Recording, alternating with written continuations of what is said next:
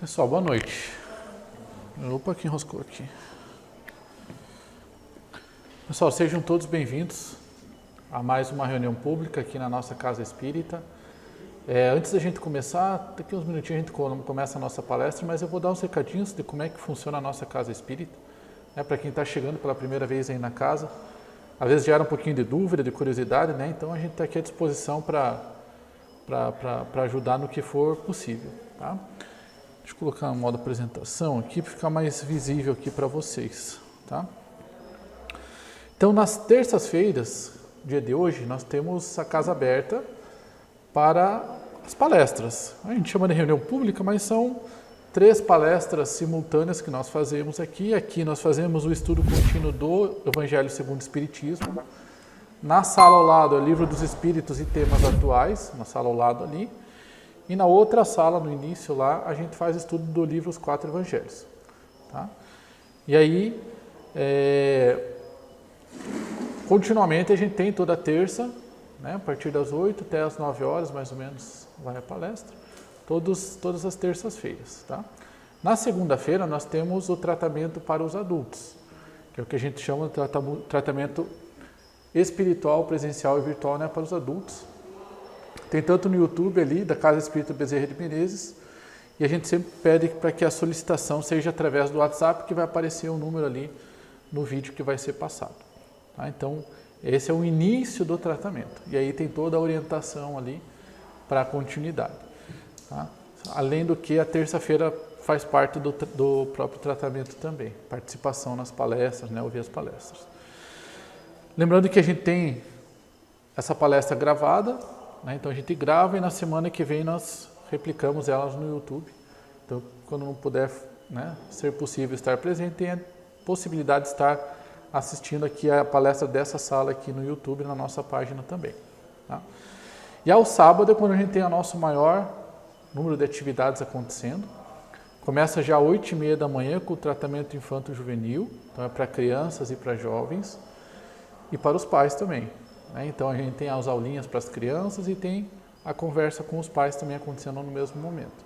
Então às 8h30 da manhã também tem a parte da triagem e depois o direcionamento aí para a família, de acordo com a sua necessidade.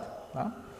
Um pouquinho depois, às 9h30, a gente inicia a nossa evangelização infantil, que aí sim é o evangelizador conversando com as crianças. A gente está fazendo em formato online, então abre lá a plataforma do Meet, tem a aulinha para as crianças, o evangelizador interagindo com elas, não é gravado, né? Então tem a chamada, tem exercício, faz junto, é bem bacana. É extremamente recomendável que a gente inicie o quanto antes, né? O esclarecimento da doutrina espírita para as crianças. Paralelo a isso, a gente tem as atividades acontecendo para os adultos, a gente tem aula para os adultos, tem atividade lá no posto de assistência no bairro Bom Retiro. Então, o sábado de manhã a gente fala que é o sábado para a família. Então, tem atividades para a família inteira participar. E aí, um pouquinho mais tarde, às 18 horas, tem os nossos cursos. Então, o curso de entrada, né, na nossa Casa Espírita é o curso Conheça o Espiritismo, né, ou Noções Básicas da Doutrina Espírita, onde vai abordando em 14 aulas elementos básicos que vão dar sustentação para estudos mais aprofundados, né, nos próximos semestres. Então, todas as atividades acontecem de maneira gratuita, né, o curso também totalmente gratuito, a única coisa que é pedida é a presença, como uma forma de aprovação. Tá? 18 horas, vai até às 20h30, é só acessar a nossa plataforma lá no Zoom e assistir a aula. Simples assim. Tá? Esse curso é o que vai dar abertura para ser um trabalhador da Casa Espírita e para se desenvolver, não só como trabalhador, né, no campo da assistência, das mais diversas formas que os nossos institutos oferecem, mas também no campo da mediunidade. Então, eu quero desenvolver minha mediunidade, quero estudar sobre isso. A porta inicial é o estudo do Conheça o Espiritismo. Você tem que estar estudando. A gente tem uma norma que a casa tem, que segue um programa nacional e que tem sobre isso instrução dos espíritos, de que é um estudo sério, sistemático, e um médium precisa estar continuamente estudando. Então, por isso que é um dos pré-requisitos, né, quero ser médium, quero trabalhar no campo da mediunidade, quero ser um trabalhador da casa espírita, precisa estar estudando. Né? É um processo de sintonia, não só com a casa espírita, com o programa como um todo, mas principalmente de nós, né? Com pensamentos, vibrações, ideias do plano espiritual mais elevado. Tá bom? Se tiverem alguma dúvida, a gente tem, depois da palestra, disponibilidade para atender quem quiser. Tá bom? Lembrando da criança, né, a gente sempre recomenda que venha no sábado, a gente está, né, por enquanto de maneira online, mas a gente já está aí, né, se programando para o ano que vem aí, a gente dá o passo para o presencial aí, respeitando, claro, todas as regras, né? Mas fica o convite para, inicialmente agora, o online, e aí depois participar conosco aí no presencial. Tudo bem? Então tá bom. Vamos fazer a nossa oração então para nós iniciarmos. Então convido a todos a fechar os olhos, a elevar o pensamento mais alto, sintonizar com a presença, com a companhia dos bons amigos do plano espiritual. Agradecer a oportunidade de estarmos aqui juntos, aprendendo, estudando, em mais um dia de caminhada. Agradecer a doutrina espírita, a casa espírita, pela oportunidade do aprendizado. Abençoe, Senhor, esse momento, abençoe as nossas reflexões e que assim seja. Muito bem, pessoal. Então, conforme eu falei antes, nós temos um estudo contínuo que a gente faz desse livro aqui, para quem está chegando hoje pela primeira vez. Ele é um dos livros base da doutrina espírita, com o Evangelho segundo o Espiritismo, onde é pincelado, né, com muita luz, com muita instrução, né, principais trechos do Evangelho, da passagem de Jesus. Tem trechinhos também, que é o que a gente vai ver hoje do Velho Testamento, né, mas principalmente sobre o Evangelho. E aí tem considerações de Kardec, considerações de espíritos da mais alta hierarquia, para nos auxiliar no processo de entendimento do que está sendo colocado aqui. E aí a gente está encerrando hoje o capítulo 21, que tem como título Haverá falsos cristos e falsos profetas. Então a gente já vem há 4 semanas falando sobre esse capítulo, e aí a gente vai hoje fazer o fechamento. Tá? Falar sobre o item 11, que tem como título Jeremias e os falsos profetas. Mas para quem está chegando agora pela primeira vez, né, e não ficar totalmente perdido no assunto, né, então a gente faz uma breve recapitulação aí dos primeiros itens desse capítulo, na qual a gente tem, através do capítulo de Marcos, o Evangelho de Marcos e de Mateus, o trechinho que fala que é através do fruto que a gente reconhece a árvore. Então, através das obras que a gente reconhece o verdadeiro cristão. E aí faz todo um esclarecimento sobre quem são os reais profetas e nos abre um horizonte exatamente sobre a palavra profeta, que a gente tem aí no jargão popular aí, um senso comum de que profeta é aquele que faz predições sobre o futuro, previsões de como é que as coisas vão ser, né? Então adianta as coisas. E a doutrina espírita nos traz um horizonte maior sobre esse tema e nos auxiliam a entender que esse tema é extremamente atual nos nossos dias, né? Para que a gente não caia nessa armadilha e que não sejamos nós também falsos profetas. Né? Não fique em nenhuma situação, nenhum dos lados em que a gente é prejudicado ou estará prejudicando alguém. Então a doutrina espírita nos coloca uma abordagem mais profunda, e a gente tem tanto como a consideração de Kardec, e a gente tem um trechinho aqui de Leon Denis também que fala que profetas, né, são espíritos, né, enviados por Deus ao longo das gerações, ao longo dos tempos, para nos auxiliar no processo, né, de entendimento das coisas, no avanço nos mais variados campos, né, do nosso conhecimento, da nossa espiritualidade, do nosso entendimento como ser. Então ele fala, né, que profetas são os homens de gênio, né, os homens com grande conhecimento, com grande sabedoria, santos, grandes poetas, sábios, artistas, inventores, todos os quantos têm dilatado o domínio da alma, são enviados do céu, executores dos desígnios de Deus em nosso mundo. Então, propositalmente, né, de tempos em tempos, aparece nos mais variados campos do conhecimento, da sociedade, pessoas à frente do tempo, que trazem ensinamentos, que trazem novidades, que auxiliam toda a humanidade. Fica muito mais fácil a gente ver os avanços da tecnologia, né? Então, fulano é inventor de tal tecnologia, e essa pessoa fica reconhecida por toda a eternidade por ser inventor daquela tecnologia. E o que o Espiritismo nos fala é que isso aconteceu de maneira proposital.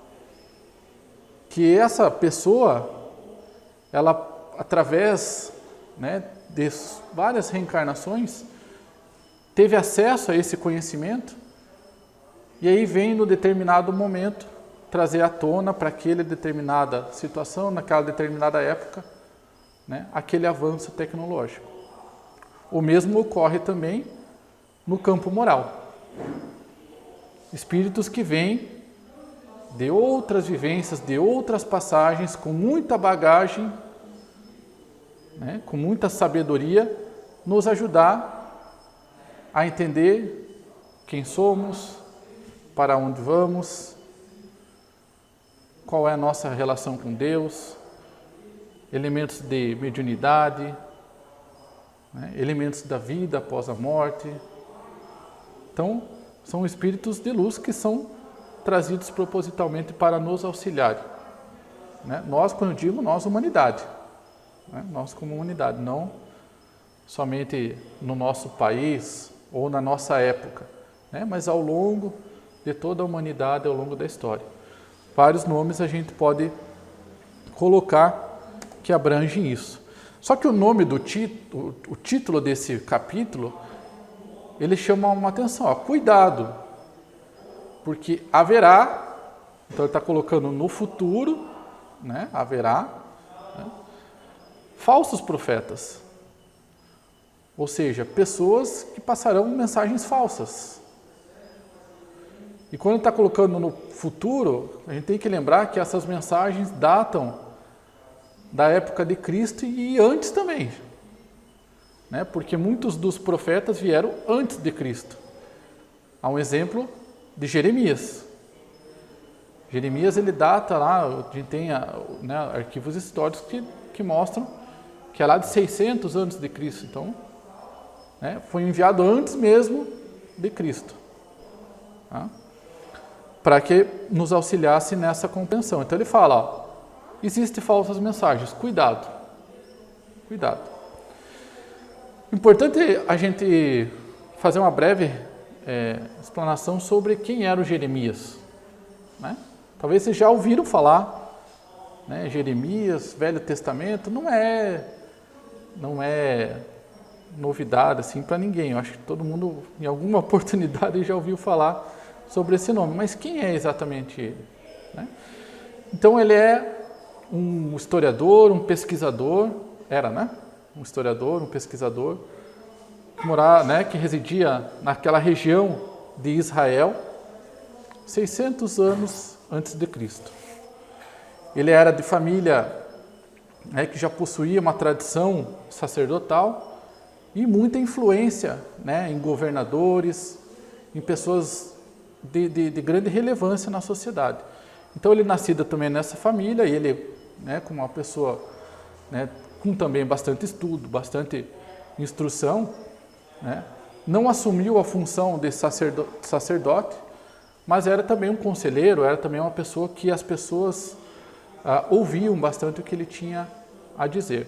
Era uma pessoa de relevância na sociedade naquela época, o Jeremias, né? E ele, em diversas oportunidades, ele avisou os governantes, ele avisou a população, né, de situações que ele fazia a leitura e conseguia ver a consequência daquela circunstância que estava acontecendo. Ele, inclusive, ele fez uma previsão de que Israel seria invadida pelos babilônios. Então, olha, o inimigo está se cercando, está chegando, vai invadir. E os inimigos invadiram, né? E ele também, não só nesse campo geográfico, político, né, mas ele também olhava muito para essa questão do comportamento, né, da população como um todo. Apesar dele ter bastante influência no meio do poder de Israel daquela época, ele era muito ligado também à base, ao povo. E ele via o povo com muitas idolatrias, né, ligado a paixões, se desligando, se desvinculando cada vez mais, né, dos princípios, das tradições religiosas da época. Então, na forma dele ver, ele via aquele povo perdido. E isso era uma das consequências, né, da cegueira que o povo tinha de não ver as coisas que estavam acontecendo ao seu redor, né? E isso também ele julga, né, como contribuinte para a invasão também de um povo, de um povo opositor nas terras de Israel. Tá? Então, fez a leitura do que estava acontecendo, né, orientou, não foi escutado, né, e ele traz para nós um ensinamento acerca desse tema. Então, por que eu estou falando essa historinha? Porque ela foi pincelada lá no Antigo Testamento por um espírito protetor. Espírito protetor é o que assina esse item aqui do nosso Evangelho segundo o Espiritismo. Então, lembra que eu falei? Esse livro aqui, ele é trechos do Evangelho, do Antigo Testamento, e tem considerações de espíritos de alta hierarquia. E esse, ele não se dá o próprio nome, ele fala, não, eu sou um espírito protetor. Ele não se dá o próprio, né, não se intitula como alguém, eu sou o espírito protetor, assina no final da mensagem. E a mensagem, né, ela é muito, muito válida para os dias de hoje. Para os dias de hoje, inclusive. Tá? Jeremias, naquela época, falava, não escuteis as palavras dos profetas que vos profetizam e que vos enganam. Eles publicam as visões do seu coração e não o que aprenderam da boca do Senhor. Então, são pessoas que falam por si, não falam em nome de Deus, certo? E aí ele dá todo um desenrolar da história, né? Ele fala, dizem aos que de mim blasfemam, o Senhor o disse, tereis a paz, e a todos os que andam na corrupção de seus corações, nenhum mal vos acontecerá. Mas qual dentre eles assistiu aos conselhos de Deus? Qual o que viu e escutou o que ele disse? Eu não enviava esses profetas, eles corriam por si mesmos. Eu absolutamente não lhes falava, eles profetizavam de suas cabeças. Eu ouvi o que disseram esses profetas que profetizavam a mentira em meu nome, dizendo, sonhei, sonhei. Até quando essa imaginação estará no coração dos que profetizam a mentira e cujas profecias não são senão as seduções dos corações deles? Então aqui é toda uma questão daquela época, né? Jeremias falando, olha, é feitas promessas, é feitas considerações, falando em nome de Deus, mas Jeremias questiona, como que essas pessoas falam em nome de Deus se elas nem conhecem Deus, elas não agem de acordo com a instrução de Deus? Como? Como que eles vão falar alguma coisa se eles não agem? Não são aquilo que estão pregando, né? Então, afastai dessas pessoas, desses ensinamentos, desses conhecimentos. E aí o Espírito Protetor, uma vez embasado nesse trechinho de Jeremias, né, ele já faz uma consideração. Ele fala que essas palavras claramente indicam que já naquela época os charlatões, os exaltados, abusavam do dom da profecia e o exploravam. Abusavam, por conseguinte, da fé simples e quase cega do povo, predizendo por dinheiro coisas boas e agradáveis. E aqui está grifado, coisas boas e agradáveis. Porque os falsos profetas, né, que são as pessoas que passam mensagens falsas, ou seja, que estão em desacordo com a lei de Deus, por isso são falsas, né, abusam da simplicidade do povo, da ignorância, da falta de conhecimento, da falta de curiosidade do povo, né, pelas coisas úteis, né? E aí muitas vezes, captando recursos financeiros, falam aquilo que as pessoas querem ouvir. E as pessoas pagam para que as pessoas falem aquilo que ela gostaria de ouvir. Conseguem ver hoje na nossa sociedade algumas situações parecidas com a de Jeremias? Né? A gente vê em vários campos. E a questão da pandemia, ela aflorou ainda mais isso. Essas discussões, né, de vacina, de doença, né? Cada um escuta aquilo que é mais saudável para o seu ouvido, aquilo que é, né, que faz mais sentido para que ela gosta de fazer, não necessariamente para aquilo que é verdadeiro, né?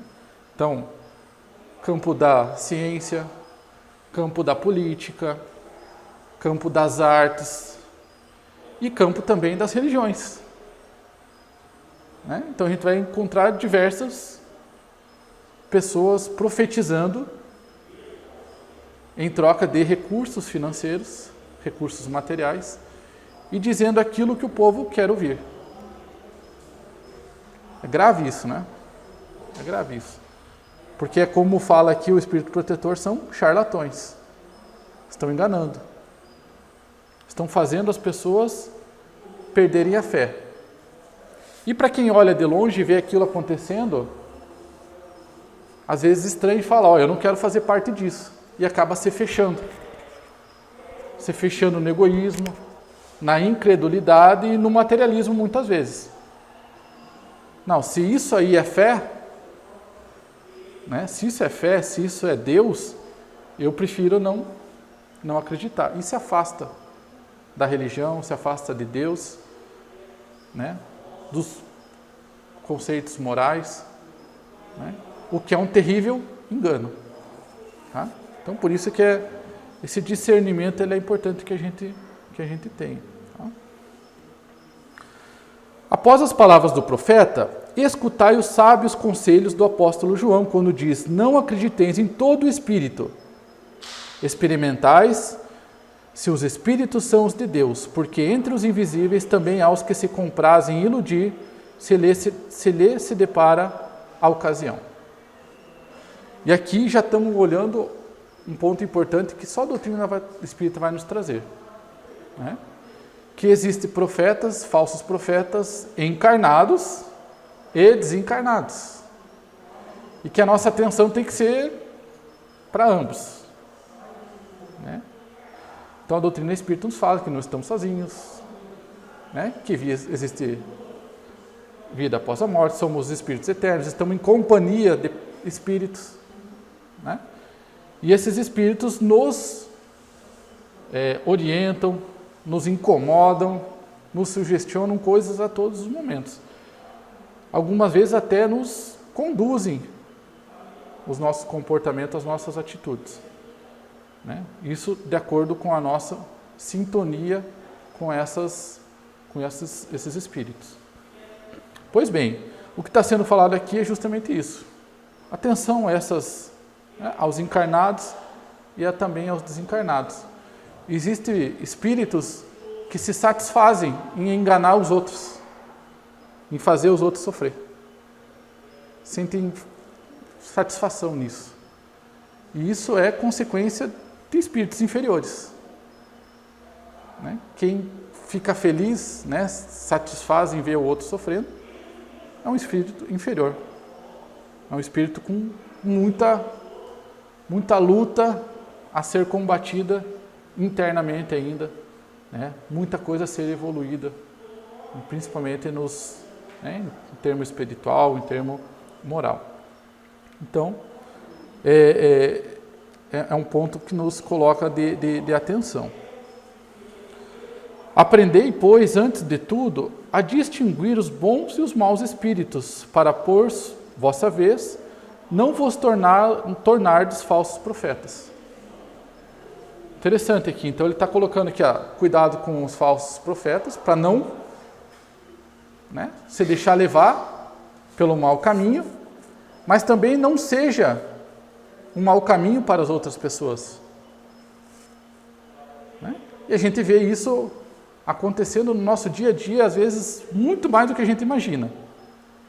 São as famosas fake news. Podemos levantar esse assunto, fazer uma relação extremamente atual. Né? Então, eu recebo uma informação falsa. Então, falso profeta chegou com uma informação falsa para mim. A partir do momento que eu encaminho essa mensagem, eu também estou sendo para o outro. Então, olha como isso essa dinâmica é extremamente atual, né, presente no nosso dia a dia. Né? Atenção para que a gente, né, não seja enganado e também não engane os outros. E aí, buscando como referência outra obra, né, da doutrina espírita, a obra primeira, a gente vai ler lá na pergunta 624. Kardec faz essa pergunta aos espíritos e eles respondem. Né? Ele pergunta: qual é o caráter do verdadeiro profeta? Então, se a gente já não caia nos falsos, né, profetas, o que seria um verdadeiro profeta? O verdadeiro profeta é um homem de bem, não de bens, né? De bem, inspirado por Deus.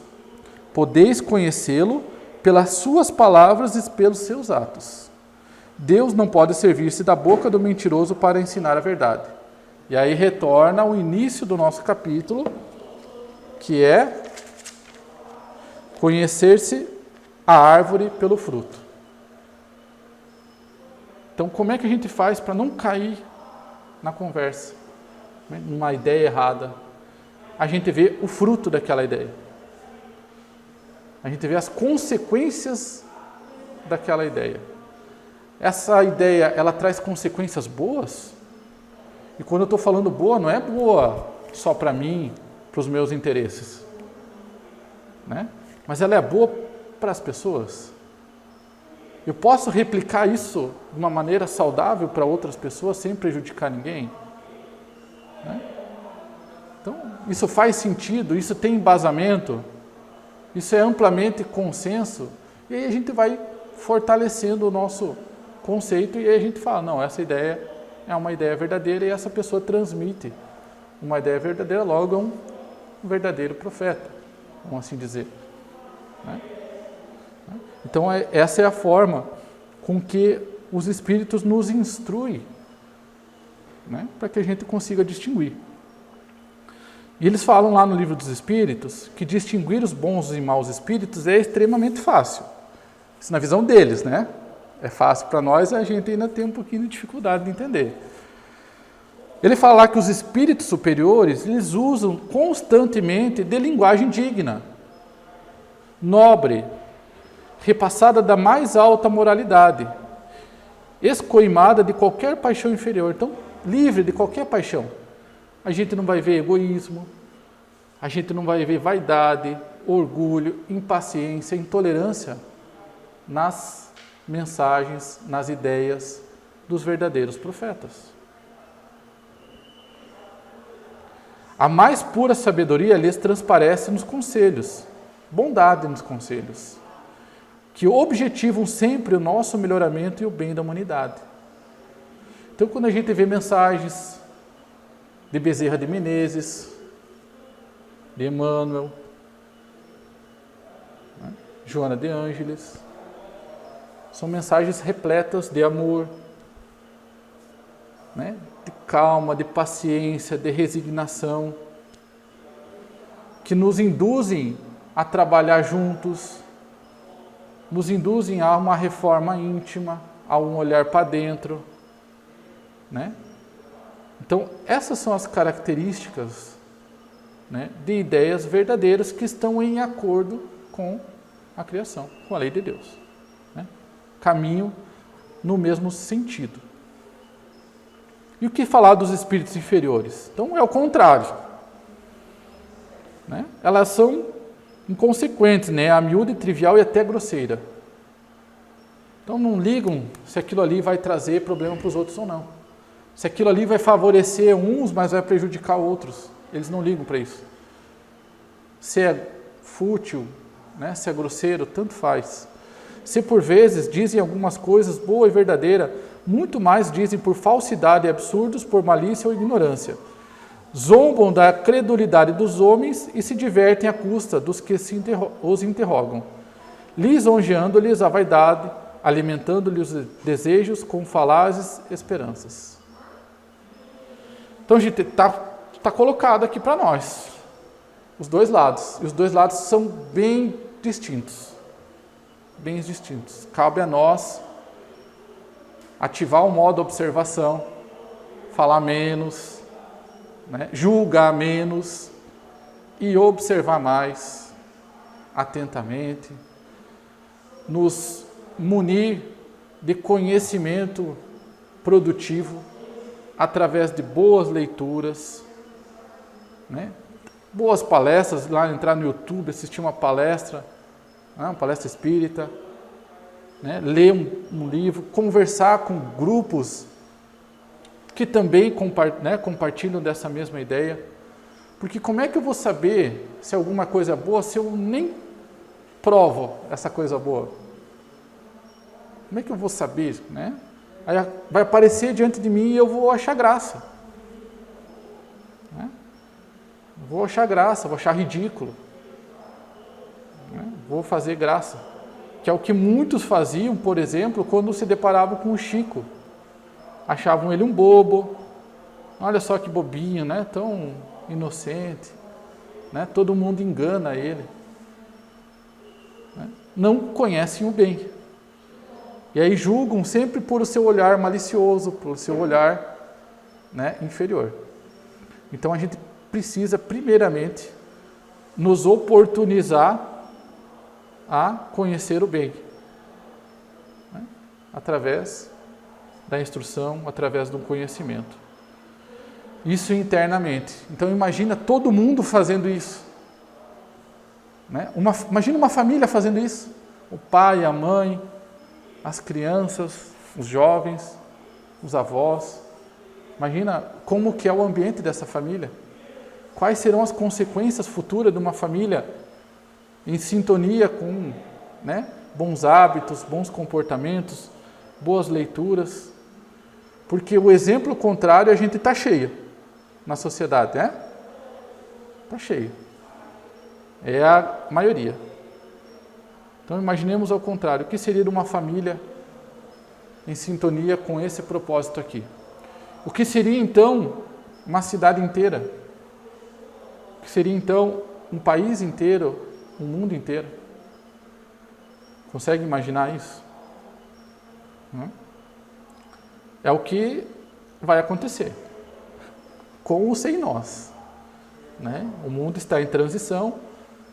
Né? Em fase final de transição, somos os últimos, né? E cabe a nós decidir se continuaremos aqui ou não. Tá? Então, no livro Caminho, Verdade e Vida, Emmanuel, né, nos reforça essa afirmação, dizendo que o mundo atual, em suas elevadas características de inteligência, reclama frutos para examinar as sementes dos princípios. O mundo não precisa mais de palavra.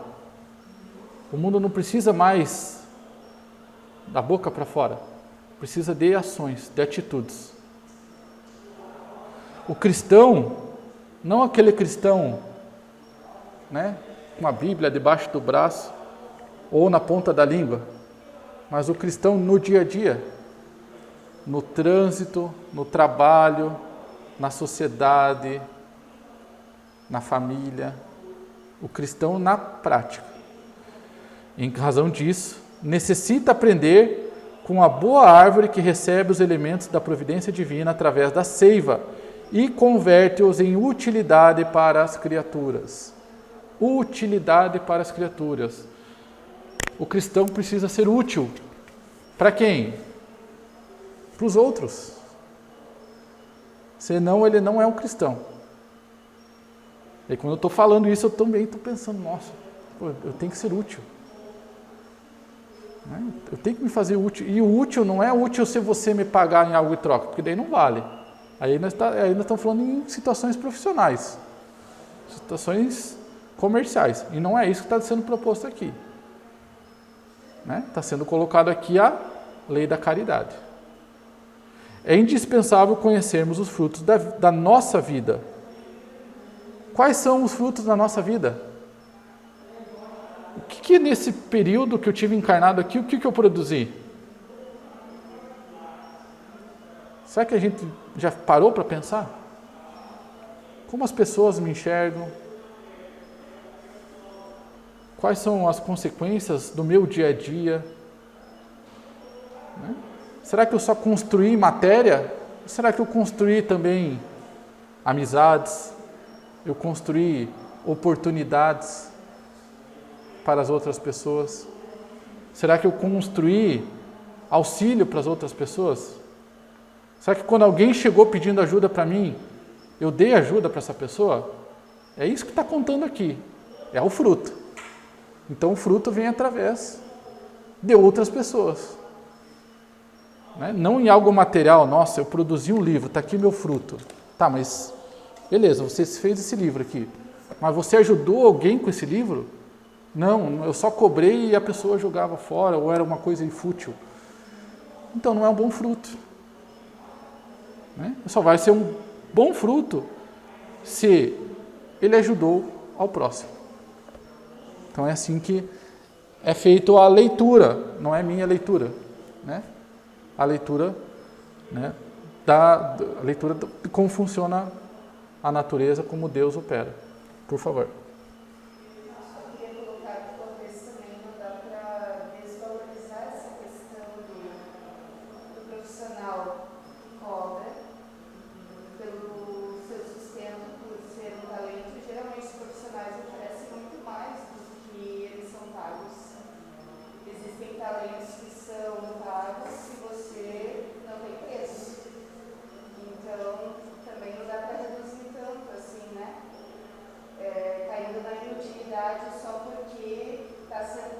Perfeito. Você está beneficiando alguém mesmo com um pagamento muito mais do que aquele pagamento.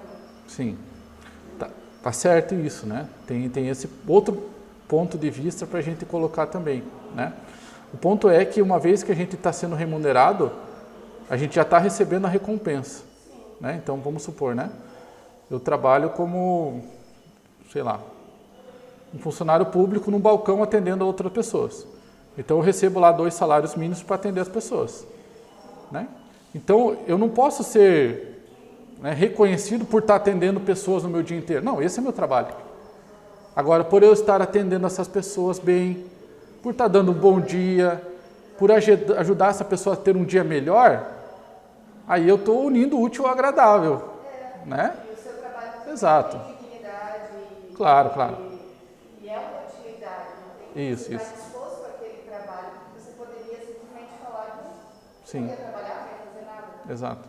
Então, isso... Tanto é que o trabalho é a forma com que a gente se relaciona com as outras pessoas e a gente desenvolve as nossas virtudes, combate os nossos vícios morais. Então, o trabalho, sim, ele é o meio. Né? Mas o ponto é que quando a gente olha somente para a remuneração e fica nisso, né? Não, eu trabalho meu dia inteiro. Tá, mas isso é uma coisa. Mas... Né? E o que você está fazendo de bom para os outros, né? No sentido, vamos pegar um outro exemplo, né? Um médico, ele ajuda pessoas, mas esse é o trabalho dela. Agora, ele continuar estudando para desenvolver novos métodos, tratar bem os pacientes, isso é algo a mais que ele está fazendo, somando a profissão dele. Eu acho que isso convergem essas ideias, né? Estamos terminando já? Então tá bom. Só vou fazer um último trechinho para a gente fechar aqui, que é um esclarecimento de Emmanuel. A cautela tem atribuído aos falsos profetas o fracasso do teu empreendimento moral. Recorda que todos somos tentados segundo a espécie de nossas imperfeições. Todos somos induzidos ao erro na pauta de nossas próprias astutícias. Ou seja, não adianta só a gente colocar a culpa nos profetas. Se a gente foi enganado, é porque a gente deixou ser enganado. Muitas vezes pelas nossas próprias imperfeições. Se eu fui muitas vezes enganado por um ambicioso, é porque eu, no fundo, fui ambicioso também. Então, essa atração ela acontece também para o lado positivo e para o lado negativo também. É lei de ação e reação. Ok, pessoal? Estamos passando um pouquinho do tempo aqui. Nós vamos agora fazer nosso passe. Nos preparemos para o momento do passe e fluidificação das águas. Coloque um recipiente com água limpa para ser fluidificada. Irmãos, não importa aonde você está, quais as dificuldades que está enfrentando, Jesus está sempre pronto para vir em nosso socorro. Coloque-se de maneira confortável que lhe facilite a concentração e a receptividade. Respire lenta e tranquilamente. Inspire, expire. Inspire, expire. Encha seus pulmões de ar e solte bem devagar. Deixe que energias de tranquilidade e paz penetrem seus pulmões, circulem por todo o corpo. Sua alma, em harmonia com o corpo, se sente tranquila e em paz. Mentalizemos a passagem de Jesus, dia claro. Os raios dourados do sol iluminam a paisagem alegre de Cafarnaum. Casario branco, trepadeiras multicoloridas e pássaros saltitantes enchem a paisagem de otimismo. A notícia das curas atraía a multidão dos necessitados. Subitamente Jesus aparece, esguio e belo. A túnica desce-lhe até os pés. Ao pôr do sol, todos os que tinham doentes atingidos de males diversos traziam-nos, e ele, impondo as mãos sobre cada um, curava-os. Assim narra o evangelista Lucas. Mentalize Jesus se aproximando de você. Ele impõe as mãos amigas sobre a sua cabeça.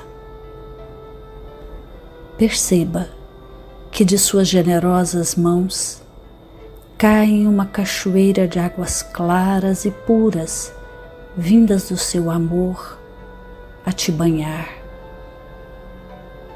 Derramam-se em sua cabeça, descem pelos ombros, banham todo o seu ser, te trazendo paz, serenidade, equilíbrio. Limpam todas as impurezas e te pacificam.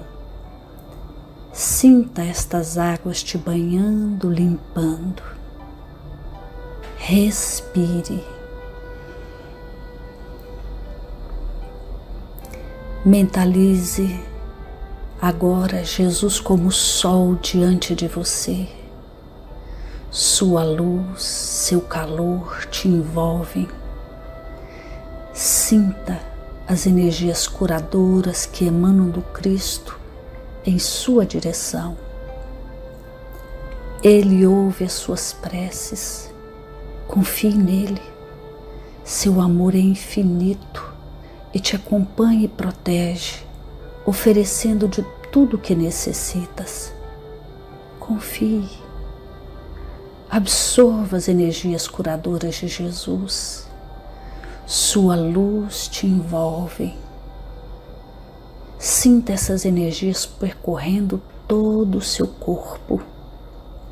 Sinta-se fortalecido e em paz. Senhor Jesus, divino amigo, estende as tuas mãos generosas, Senhor, e transforma estas águas em remédio para os nossos males físicos e espirituais. Guarda-nos, Jesus, em sua paz.